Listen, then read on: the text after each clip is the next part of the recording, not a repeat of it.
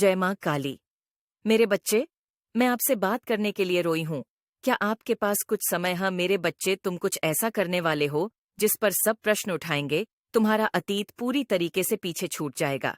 मेरे बच्चे, अतीत का वह अध्याय हमेशा के लिए तुम्हारा पीछा छोड़ देगा और तुम नई ऊर्जा के साथ, नए लोगों के साथ, नए रास्ते पर चलने वाले हो। अब लोग चाहे तुम्हें लाख बुरा भला कहे, तुम्हें गालियां दे, पर तुम अपने दिल की सुनोगे। मुझे पता है तुम्हारे कार्य क्षेत्र में या पढ़ाई में थोड़ा ठहराव आ गया है। जितना तुम पर श्रम कर रहे हो उस हिसाब से रिजल्ट नहीं मिल रहा है जिसकी वजह से तुम्हारे अंदर बहुत चिड़चिड़ापन भी आ रहा है। पर किसी भी बात पर ज्यादा दबाव मत दो। मेरे बच्चे, अगर तुमने मेहनत की है तो तुम्हें फल भी मिलेगा, इतना यकीन रखो। लेकिन इतना सोच सोच कर अपनी मेहनत खराब मत करो। तुमने दिन रात मेहनत की है, तो अगर तुम्हारा शरीर, तुम्हारा दिमाग तुमसे आराम मांग रहा है तो उसे वह आराम दो।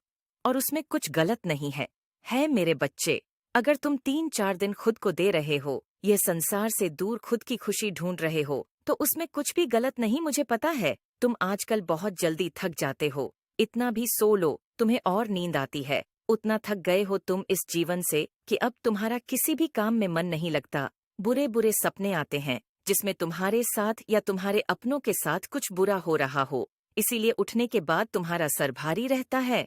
कोशिश करो मेरे बच्चे की, तुम रोज सुबह मिनट नंगे पांव चलाकर काली चालीसा का पाठ करके खाली पेट सबसे पहले मेरे नाम का पानी पिया करो। घर सोने से पहले हनुमान चालीसा का पाठ करके प्रार्थना करके सोया करो कि मेरे सपने मुझे बहुत सुकून देंगे। मुझे अपने सपने में सिर्फ आप चाहिए हो माता, सिर्फ देवी देवताओं के दर्शन हो। मुझे मेरे सपने में और बहुत अच्छे सपने आएंगे, मुझे बहुत सुकून की मिलेंगी। मुझे मेरे बच्चे, मुझे अपनी माता पर विश्वास है।